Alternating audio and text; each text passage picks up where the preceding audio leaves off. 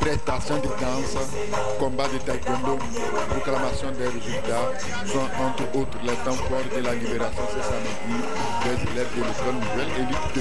Tout ceci s'est déroulé sous le regard admiratif des premiers responsables de l'école et en présence des élèves. L'occasion de présenter le bilan des résultats de fin d'année. Le bilan est positif. Sur les 65 au CPD, nous avons eu les 65 sur 65 et 5 élèves sont dans les centres sur les 10 premiers. Et pour le BPC aussi, le travail a bien marché, puisque à Lomé ça a chauffé dans l'ensemble, mais nous avons au moins 70%. Il faut remercier l'Éternel pour ça. Pour leur dévouement, engagement et services rendus, certains enseignants ont reçu des distinctions honorifiques à travers la remise des certificats d'appréciation. Les meilleurs élèves, eux aussi, n'ont pas fait déception. Les diplômes d'honneur leur ont été décernés. Aujourd'hui est un grand jour pour nous d'avoir notre diplôme d'honneur. Nous devons toujours écouter les conseils de nos parents et ceux des professeurs. J'aurai mon diplôme d'honneur grâce à M. Coco. Il m'a beaucoup aidé. Celui qui travaille mérite un prix et le travail bien fait, le fruit, c'est ça que nous avons vu ce soir-là. Donc je suis tellement content parce que ça n'a pas été du tout facile. Quand on parle de l'enseignement, ce n'est pas une carrière facile et il faut se donner à fond, avec amour et avec détermination. Je suis tellement fière de mon fondateur parce que vraiment, il s'est souvenu de nous pour le travail abattu. Dieu nous a fait grâce que le choix soit porté sur nous.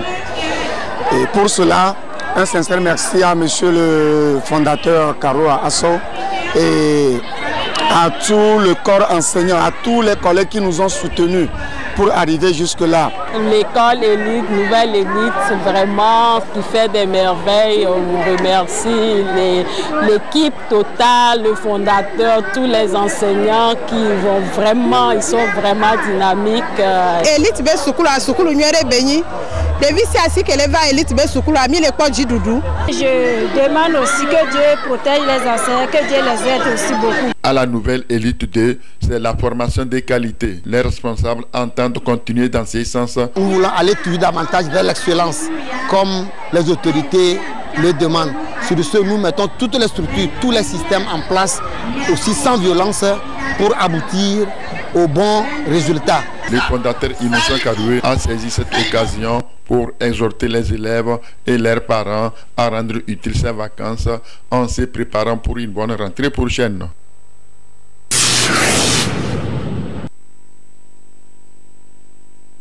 Le gouvernement togolais depuis 2009 a décidé la gratuité de l'école au primaire et au préscolaire. Cette réforme a pour but de donner l'égalité de chance aux enfants en âge d'être scolarisés, d'avoir accès à l'éducation.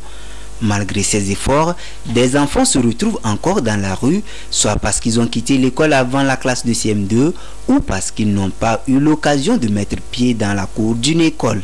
Ces enfants dont l'âge est compris entre 9 et 14 ans ont l'opportunité de se rattraper à travers l'éducation non formelle. L'éducation non formelle, au fait, c'est une éducation qui concerne uniquement les enfants compris entre 9 et 14 ans, c'est-à-dire les enfants de la rue, les enfants déscolarisés, les enfants apprentis qui sont dans des apprentissages, qui apprennent des métiers mais sûrement ils n'ont pas fréquenté avant d'y aller. Parce qu'à partir de 15 ans, on est dans l'analphabétisme. Donc l'enfant n'est plus enfant, il a grandi, il peut suivre une formation d'alphabétisation. L'idée même de l'éducation, c'est faire quoi? C'est de prendre ces enfants-là et de les faire rattraper l'éducation formelle. Pour mieux structurer le secteur, les autorités en charge de l'action sociale et de l'alphabétisation ont pensé à l'élaboration des curricula de formation adaptés. Il y a des documents qui sont là spécifiques et ces enfants-là, ils vont également à l'école de lundi à samedi pour plus de précision. C'est-à-dire qu'ils ont besoin de temps pour pouvoir apprendre. Donc, ils font plus d'une semaine, c'est-à-dire les autres enfants. Donc, c'est ce programme-là qu'on fait pour pouvoir les aider à continuer normalement les études.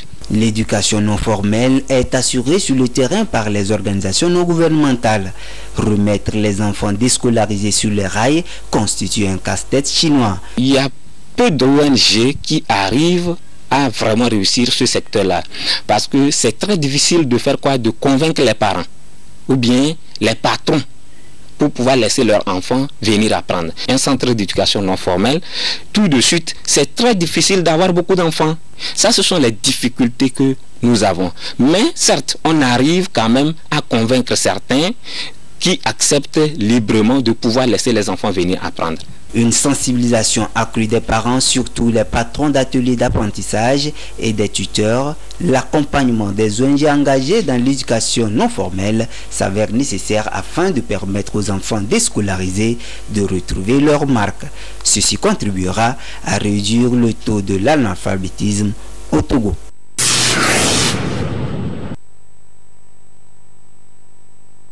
Comment gérer les enfants, surtout les tout petits, pendant cette période des vacances pour leur permettre de tirer meilleur profit à cette inquiétude? Voici la réponse de la psychologue Olivia Gamato qui propose d'initier des activités éducatives et extrascolaires.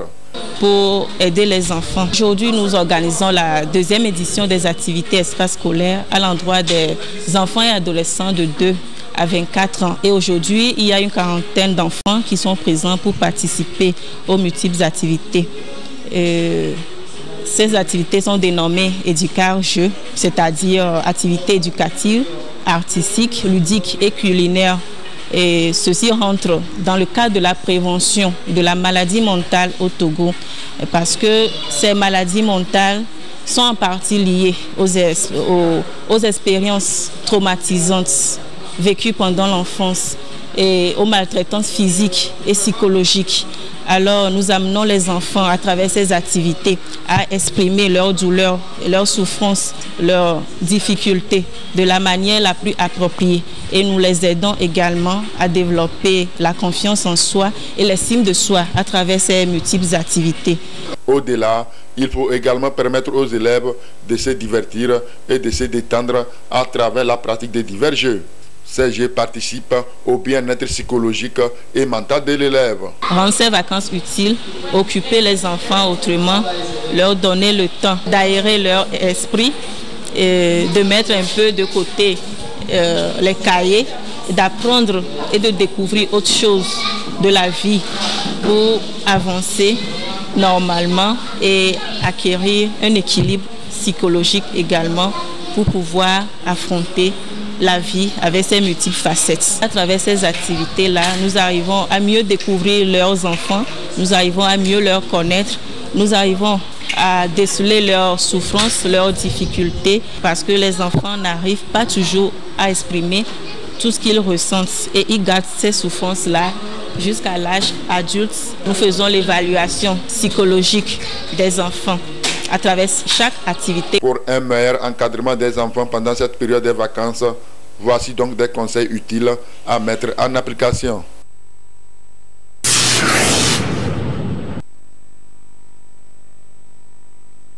L'artisanat au Togo contribue à près de 18% du produit intérieur brut PIB et participe à la réduction du déficit de la balance des paiements à hauteur de 20%. Depuis 2011, le gouvernement a investi plus de 10 milliards de francs CFA dans ce secteur et a soutenu près de 15 000 projets. Plusieurs innovations y sont apportées, comme nous le rappelle ici le ministre en charge du secteur. Premièrement, dans le domaine des tests, il a été adopté des décrets organisant le secteur. Les chambres de métiers ont vu le jour au niveau national, régional et préfectoral. Donc cette organisation est faite et il y a eu beaucoup d'appui dans la formation des artisans, des patrons, la mise à disposition des apprenants, c'est-à-dire les sortants, les apprentis sortants, beaucoup d'équipements pour s'installer.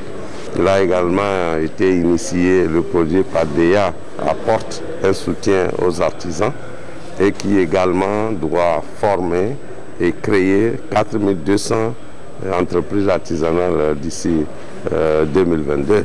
Également, le gouvernement a permis que les artisans puissent obtenir les marchés publics.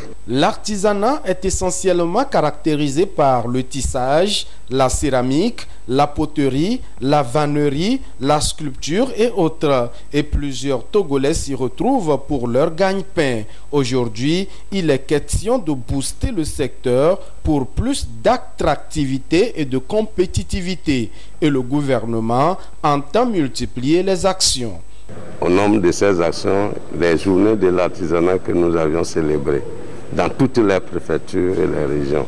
Donc ça a permis aux artisans de toutes les localités de montrer leur savoir-faire, de se faire découvrir. En dehors de ça, il est projeté la mise en place des vitrines au niveau de chaque région. Vitrines de promotion des produits et des prestations de l'artisanat.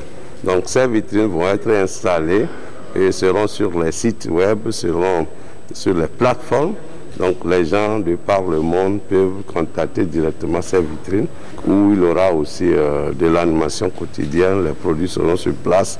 Donc on aura dans le maritime, plateau, central, Cara et Savane, on aura des localités. C'est à construire. Il est projeté dans les années à venir de construire un village artisanal à Lomé pour booster la vente de ces produits des artisans. C'est justement pour promouvoir les artisans locaux que le marché international de l'artisanat du Togo est organisé depuis 2019. Et la meilleure promotion passe aussi par la volonté et l'engagement de tous les Togolais à consommer et à valoriser les productions locales.